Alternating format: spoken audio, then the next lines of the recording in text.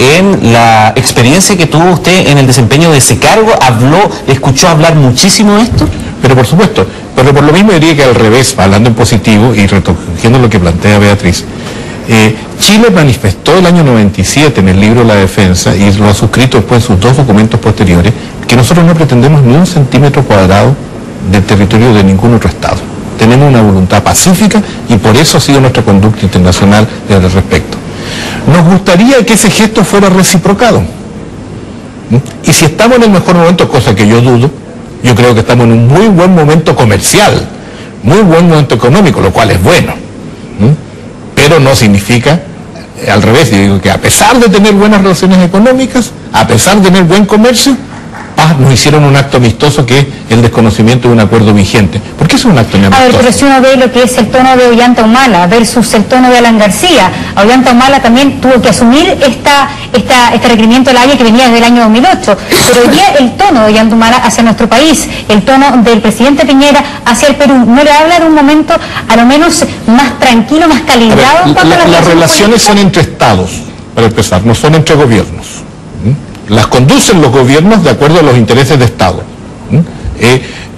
Nosotros, vuelvo a repetir, hemos escuchado declaraciones de mandatarios peruanos de que se han acabado todos los conflictos. ¿Quién le garantiza que eso no venga en el futuro? Entonces yo creo que para eso las naciones civilizadas, los que pegamos, tenemos que recurrir a la diplomacia. Para eso hay que usar la estrategia.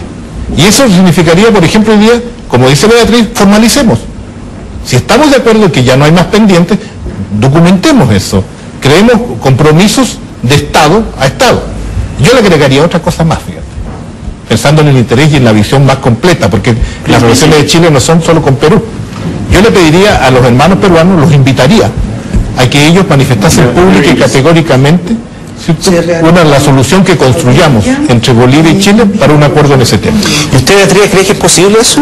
Que a partir de lo que se resuelva en La Haya, ¿se puede construir una solución definitiva para estas demandas históricas que nos tienen enfrentados con los vecinos?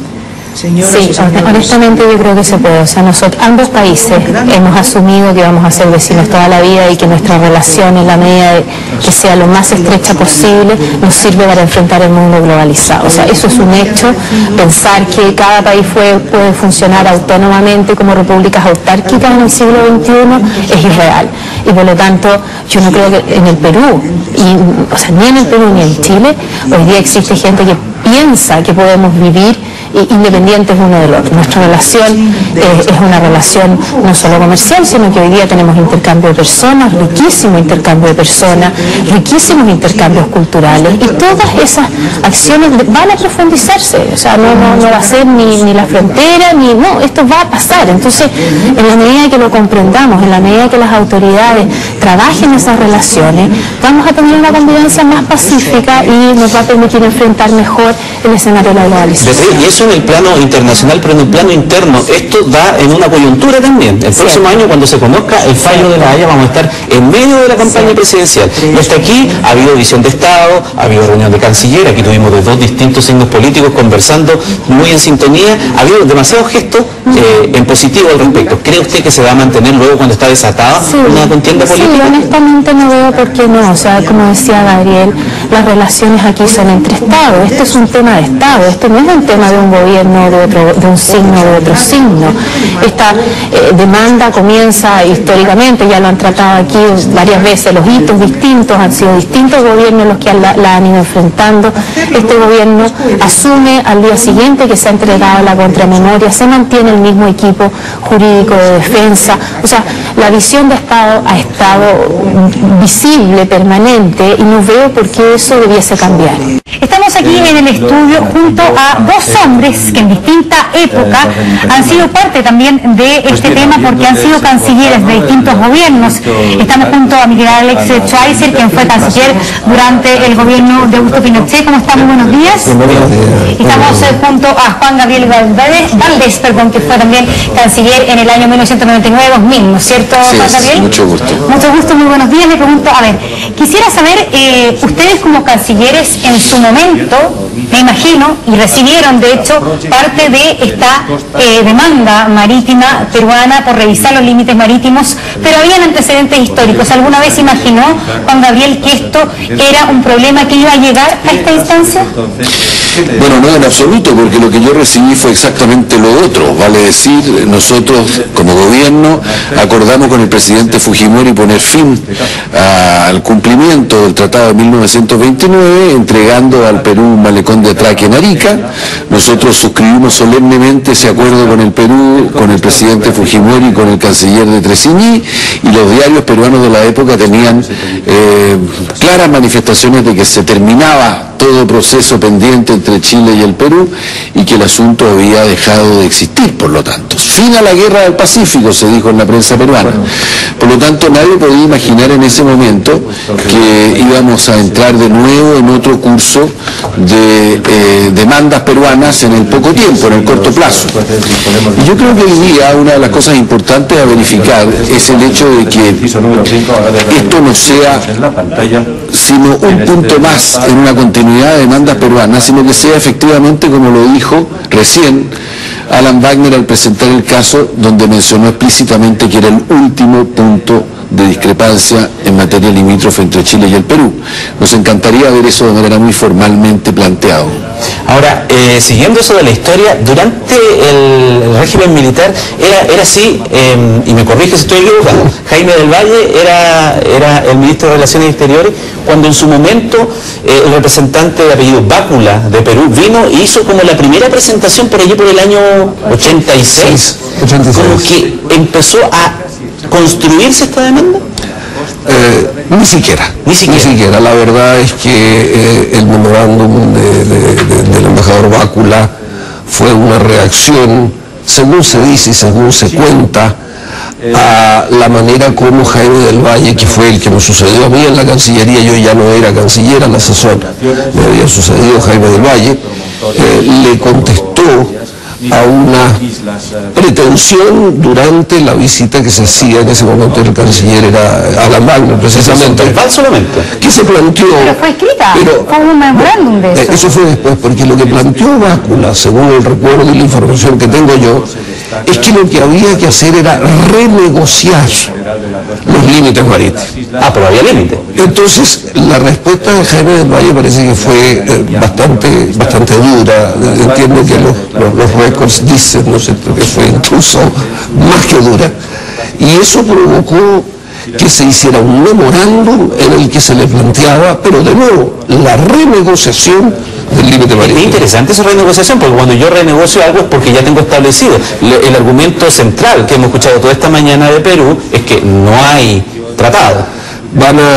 Yo estoy bastante tranquilo porque, claro, no cabe ninguna duda, Ramón, que el tema es si el tratado del 52 y más explícitamente el del 54 solo no son tratados, si ese es todo el tema.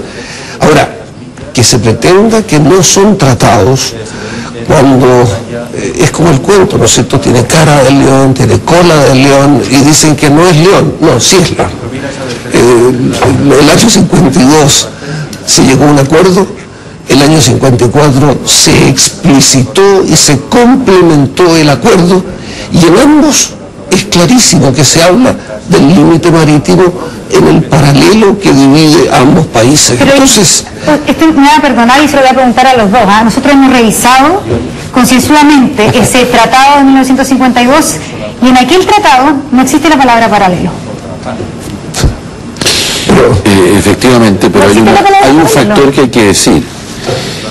El año 47, el presidente José Luis Bustamante Rivero del Perú hizo una declaración unilateral del Perú que establecía claramente que los límites sobre los cuales se establecían las 200 millas marítimas era una proyección que consideraba el territorio peruano comprendido después del paralelo que separa o que establece nuestras aguas territoriales, decía, o algo así. Así decía, leo textual, dice, porque viene después de la declaración de González Videla, del 47, esto es de enero del 49, y el presidente peruano, que fue citado por Alan Wagner, porque fue miembro de la Corte Internacional de Justicia, dijo 2 años después básicamente lo mismo que dijo González Videla, pero agregó que Perú iba a ejercer control y protección sobre el mar adyacente a las costas del territorio peruano en una zona comprendida entre esas costas y una línea imaginaria paralela a ella y trazada sobre el mar a una distancia de 200 millas marinas, medida siguiendo la línea de los paralelos geográficos.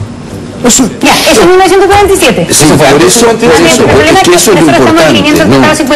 Es que el Tratado del 52 da por sentado de que esa es la línea, eso es el espíritu del tratado. Por eso que toda la argumentación de Chile ha sido que no se pueden leer por separado, ni se pueden separar, como pretenden los abogados peruanos, los 3 textos que son esenciales. El texto del 47, el del 52 y el del 54.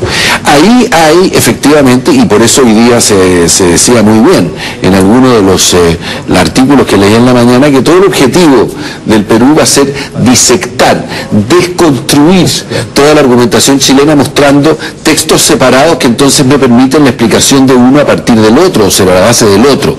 Yo creo que esa es una cosa que yo comparto lo que dice Miguel. Yo pienso que aquí hay una confianza básica en que nosotros tenemos una posición sustentada en acuerdos y en una práctica. A mí me ha llamado mucho la atención al escuchar a Alan Wagner que lo de la práctica no existió. No solamente no existió la práctica en ningún momento, sino que además tampoco mencionó la declaración unilateral del Perú del 47. Le hizo un homenaje a quien la escribió, pero no lo relacionó en absoluto con la... Porque al citarlo, de alguna manera está mostrando una debilidad de la argumentación peruana, al citar a Bustamante, pero a la vez no hace alusión a esto que firmó él en el año 1947. Lo citó como para echarle flores a la Corte y decir que Perú también estuvo miembro de la Corte y un personaje importante, pero no hizo alusión a esto que leemos. ¿Por qué se dio usted con el tema de la práctica? O sea, no puede caber duda, es hoy día está ocurriendo, o sea, no se ha dejado de efectuar en ningún minuto. Y yo quiero volver un poco a lo que veíamos que ustedes me preguntaban del memorándum Bácula, porque ese memorándum, que es en el fondo una reacción y se habla de renegociar, ¿ya? Nunca más se habló hasta después de 14 años. O sea, fue un memorándum que se mandó y que quedó ahí, y el Perú durante 14 años no hizo absolutamente nada. Solamente es a partir del año 2000 en que empieza esta idea de, a ver, ¿y por qué no se mira? Y empezaron a mirar seguramente en torno la posibilidad de ver cómo se armaba, y por eso yo muchas veces he hablado de que se armó una demanda, se construyó un caso, porque se empezó poco a poco, aprovechando ese memorándum del año 86, viene lo que viene después, y hemos llegado a los extremos, ¿no es cierto?, que mucha gente ha pensado que es perjudicial para Chile lo que ha habido entre los gobiernos del Perú y del Ecuador. Y yo creo que la Corte va a tener una influencia importantísima a favor de Chile, porque es demostrativo del esfuerzo del Perú por demostrar lo indemostrable.